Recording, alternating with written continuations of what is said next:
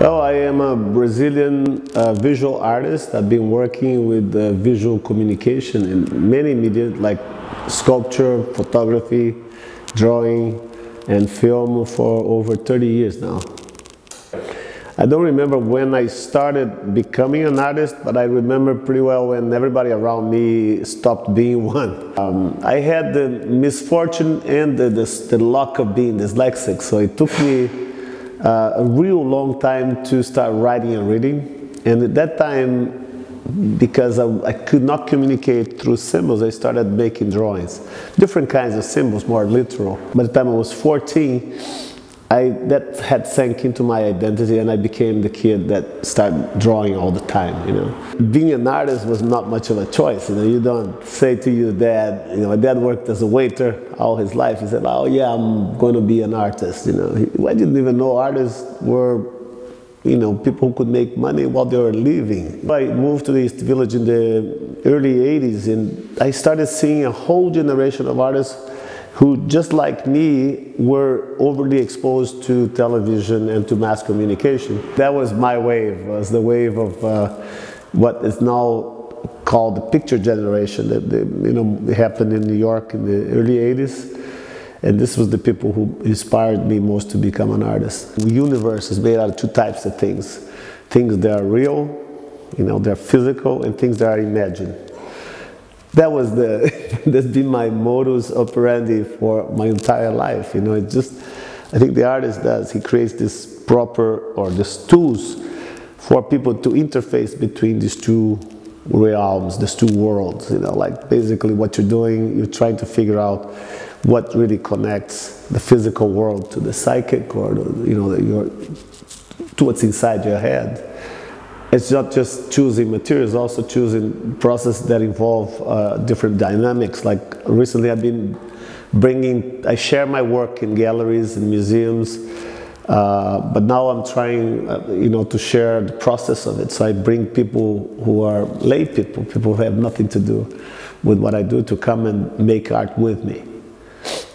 We've been doing this like I did in my film Wasteland. We bring garbage collectors to come and make work in the studio, you know, people who do recycling.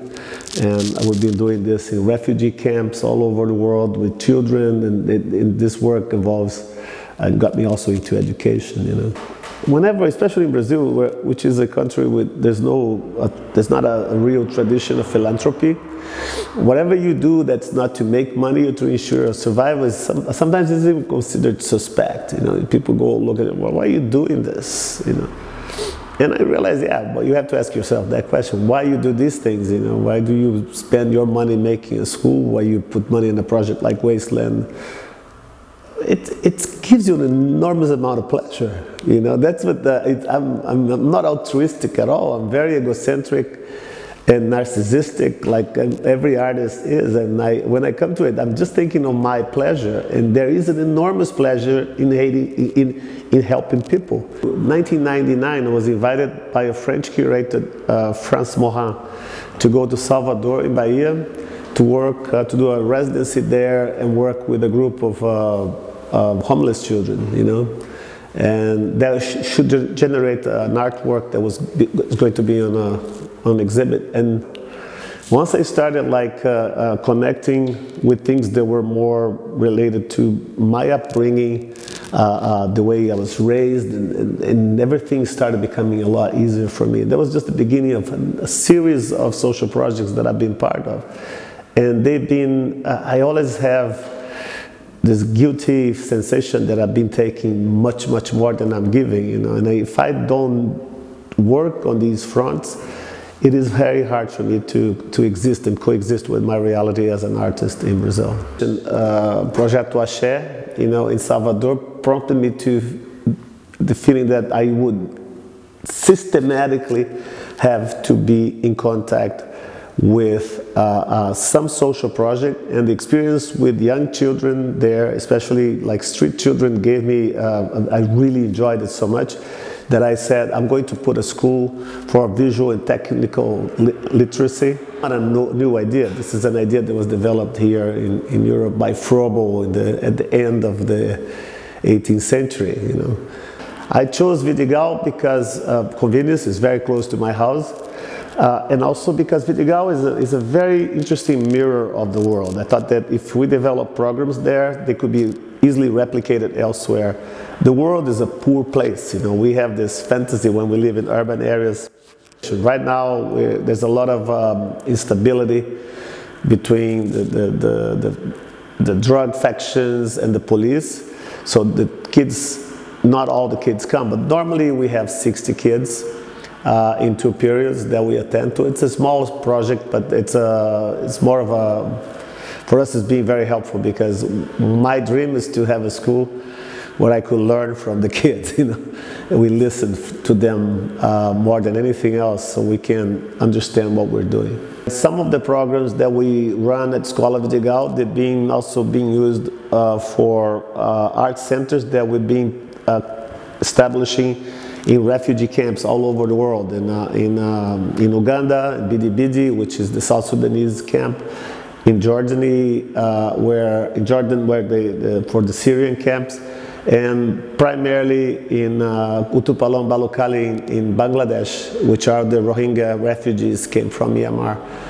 We plan to do a larger project with the Rohingya, similar to Wasteland. So we're working we're running art programs there for 2 years now. And then what we want to do, but different than Wasteland, we don't have garbage there, so we only have people. So we're going to make drawings, portraits, you know, made out of 6,000–7,000 people. You know, I had seen some skateboards illustrated with contemporary art, and then I was curious about it, and I figured that it was you guys doing so.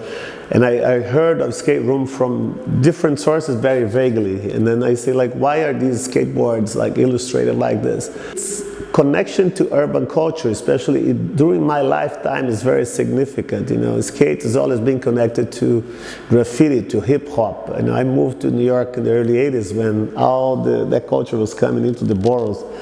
Skateboarding was something that became weirdly mainstream, and the board itself became a sort of a canvas, you know, where all this culture sort of transpired and manifest itself through violence, through, you know, punk. Everything had, you could see on the boards, you see sort of a mirror to youth at that particular time. And it's quite interesting and ironical that you get contemporary art to be on a skateboard, because it's traditionally been a place where culture happens in the most spontaneous, most amazing ways. And I really find that the shape of the board, you know, which it has to do with ergonomics, has also become a sort of a cultural emblem for things that are very near the surface of things, you know, a little bit of danger, a little bit of, I don't know how to explain. You know, you say, why will you do this? And at the same time, you're thinking, why haven't I done that yet, you know? Anything you can do to direct their attention away from what's around them, and it's the easiest thing that they can do, which is what happens in most slums in the world, you know. It's already an enormous victory. I mean, it's really cool, and I really praise what you guys do, and you know, and I'm very honored to be part of it. I was very curious, you know. I was very lucky that I had my grandmother who educated me. She's somebody who inspired me to really be increasingly curious about things. She taught me how to read very early, on my own way. You know, by the time I got to school, I was 7. I couldn't write, but I was reading like Jules Verne already. And I was really curious and very investing, you know, with my time. My parents, by the time I was 12, they never gave me any more money. I remember I had to read this online, there was not online, the correspondence courses that she used to buy from my uncle, how to fix televisions, right? And I read the whole thing, and I learned how to fix TVs. I was, you know, 12. By that time, I was like the kid who fixed TVs around the neighborhood, got money, picked up another set of correspondence courses on silk screen, for instance. And I set up a silk screen shop in my own house. I started like making T-shirts for political parties, even for the the dictatorship political party. I made the T-shirts. I wouldn't care. I did the first year of communication at the FAP at the university. And I was about to quit because I didn't have any money to buy the books. You know, it was very hard for me even to get the transport money to get to the university. And one thing that I noticed is that I could not read any billboards in the city. You know, and I thought this was because of my dyslexia. But then once I was driving with my mother, she said, she looked at it, I said, "Can you read that, Mom?" She said, "No." In about 6 months, I created a chart, a very scientific chart that crossed vectors of angle of approach, speed, and the amount of text that you're reading. If it was cursive, how many lines that an average person, or it was even broken in ages, could read at a certain speeds. The chart was published in an advertising magazine, and they gave me like a prize at the end of the year.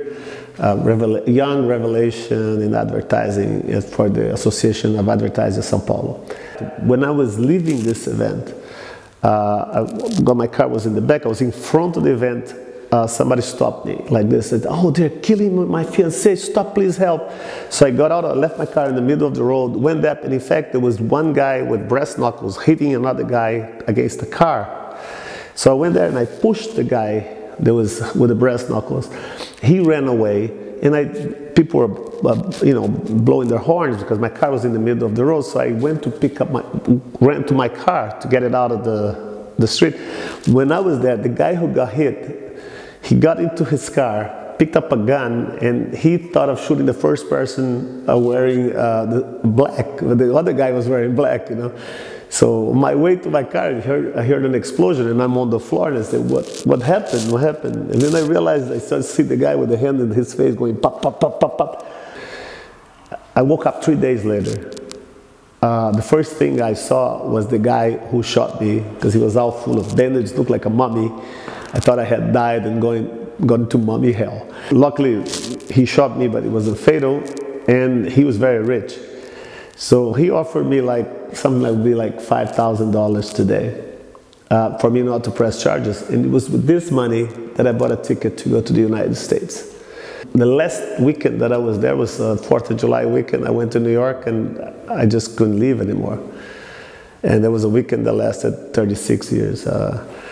If it wasn't for that being shot, I probably wouldn't be talking here to you today.